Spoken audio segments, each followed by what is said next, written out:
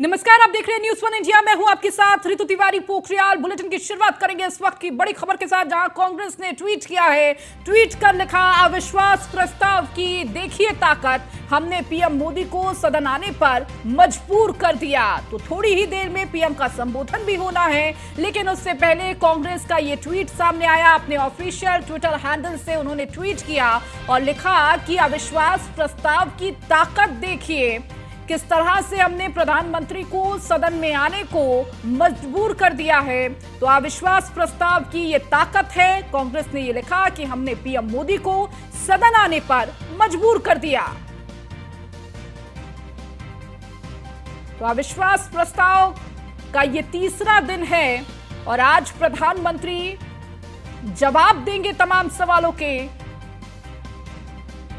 और इसी पर कांग्रेस की तरफ से यह ट्वीट किया गया, जहां उन्होंने लिखा कि अविश्वास प्रस्ताव की यह ताकत है कि प्रधानमंत्री को सदन आने पर मजबूर किया है। और थोड़ी ही देर में प्रधानमंत्री इन सभी सवालों के जवाब देते हुए नजर आएंगे सदन से। तो लगातार विपक्ष कई मुद्दों को उठाता हुआ नजर आया, खासकर मणिपुर को लेकर ये पूरा अविश्वास प्रस्ताव, और इस पर चर्चा करने की लगातार मांग की जा रही थी। और अविश्वास प्रस्ताव के बाद इस पर चर्चा और आज प्रधानमंत्री का ये संबोधन रहने वाला है थोड़ी ही देर में। लेकिन उससे पहले कांग्रेस के द्वारा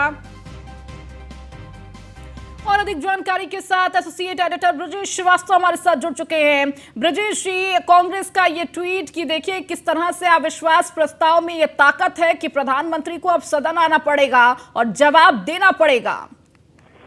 बिल्कुल, देखिए कहीं ना कहीं अविश्वास प्रस्ताव में वोटिंग अब प्रधानमंत्री के भाषण के बाद होगी। विपक्ष को बखूबी मालूम है कि उनके पास वो संख्या बल नहीं है जिसके जरिए वो अविश्वास प्रस्ताव पर जो है उनके पक्ष में कोई फैसला आ सके। यही वजह है कि अब कांग्रेस ने इसे प्रधानमंत्री के भाषण को, प्रधानमंत्री के लोकसभा में मौजूदगी को ही अपनी जीत करार दिया और कहा है कि अविश्वास प्रस्ताव की ही ताकत है कि प्रधानमंत्री जो है अब लोकसभा में आने को तैयार हो गए या मजबूर हो गए। सीधे सीधे जो है अगर देखा जाए तो कांग्रेस इसको अपनी मॉरल विक्ट्री मान रही है और ये कह रही है कि हमने संसद में आने को प्रधानमंत्री को मजबूर कर दिया, जवाब देने को मजबूर कर दिया। ये अविश्वास प्रस्ताव की ताकत है।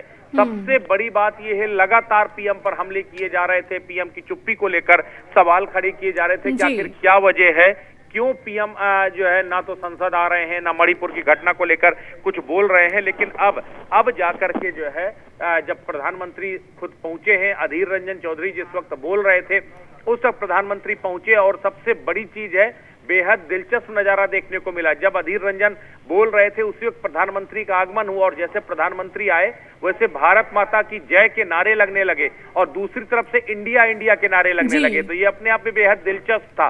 कुछ देर के लिए अधीर रंजन को अपना भाषण तक रोकना पड़ा और उसी के बाद उन्होंने कहा कि यह अविश्वास प्रस्ताव की ही ताकत है कि प्रधानमंत्री को हमने मजबूर कर दिया संसद में आने को। और उसके बाद कांग्रेस ने इसे ट्वीट करके जो है कहीं ना कहीं से अपनी मॉरल विक्ट्री या विपक्ष की जीत करार दिया है। तो अब दोनों तरफ से सह और मात का खेल है।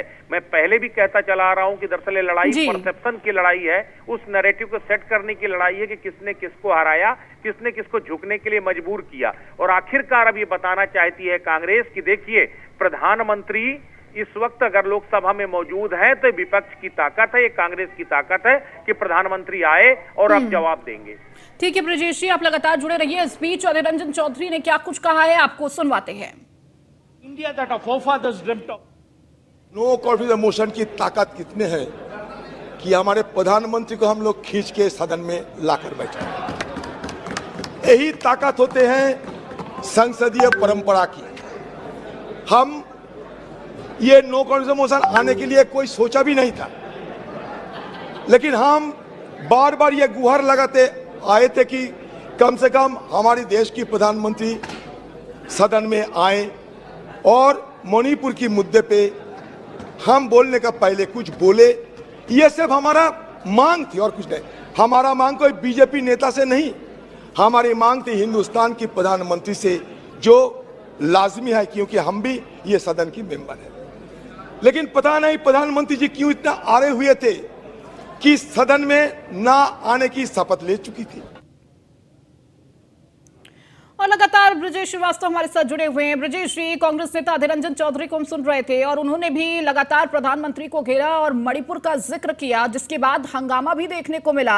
इस दौरान उन्होंने गृह मंत्री अमित शाह ने भी बोला कि इनको कंट्रोल में रखिए कांग्रेस नेताओं को, और जिस तरह से हम धैर्य से सुन रहे हैं वो धैर्यता दिखनी भी चाहिए।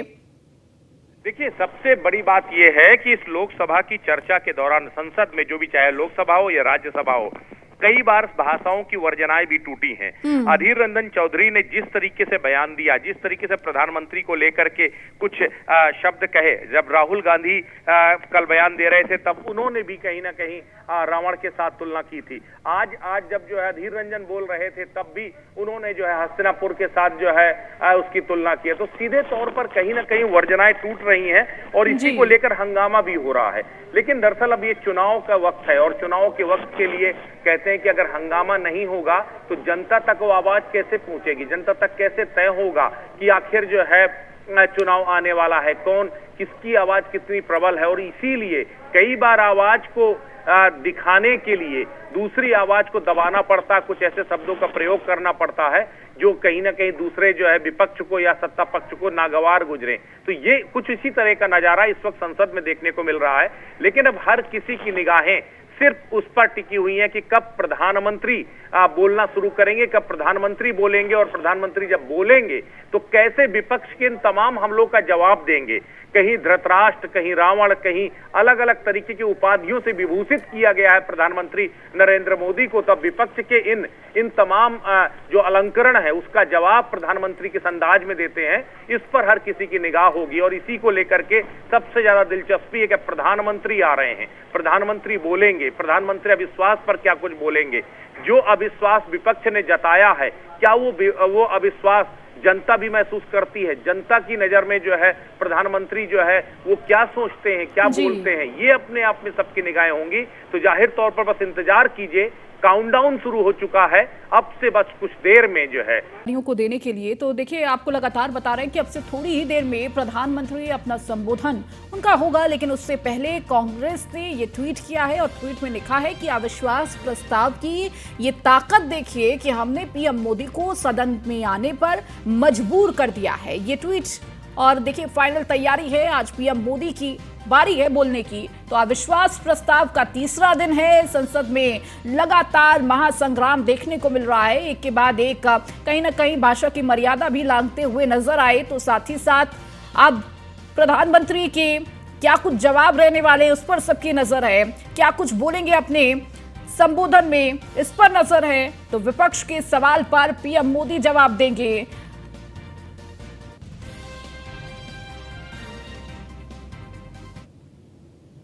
పెడుతున్నా సార్, కాంగ్రెస్ పార్టీ అధికారంలో ఉంది సార్. ఆ రోజు ఉద్యమం నడుస్తుంది సార్. 1400 మంది పేదలు బలిదానం అయిపోయారు సార్. రివాల్వర్తో కాల్చుకున్నారు సార్. ట్రైన్ ఎదురుగస్తుంటే జై తెలంగాణ అని చెప్పి ఆత్మ బలిదానం చేసింది సార్. కిరోసిన్ పోసుకొని ఆత్మహత్య చేసుకున్నారు సార్. కానీ కాంగ్రెస్ పార్టీ తెలంగాణ రాష్ట్రాన్ని ఇవ్వలేదు సార్. యువత ఆత్మహత్య చేసుకుంటారు సార్. ఇదే హాల్లో స్వర్గీయ సుష్మా స్వరాజ్ తెలంగాణ చిన్నమ్మ, తెలంగాణ యువతలారా ఆత్మహత్య చేసుకోకండి. మీరు కలలు కన్న తెలంగాణ రాష్ట్రాన్ని ఇవ్వడానికి మేము సిద్ధంగా ఉన్నాం.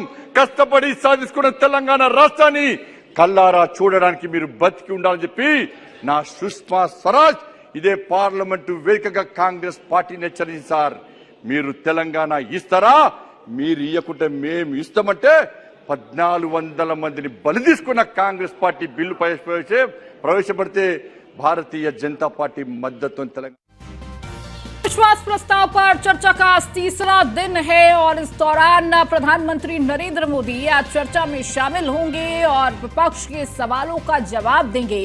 तो थोड़ी ही देर में अविश्वास प्रस्ताव पर हो रही चर्चा में प्रधानमंत्री का संबोधन होगा, विपक्ष को आज जवाब देंगे प्रधानमंत्री नरेंद्र मोदी। तो अविश्वास प्रस्ताव पर चर्चा का ये तीसरा दिन है और देखिए, लगातार तीसरे दिन भी एक के बाद एक आरोप प्रत्यारोप देखने को मिले हैं, महासंग्राम देखने को मिला, अलग अलग उपाधियों से एक दूसरे को कहते हुए नजर आए।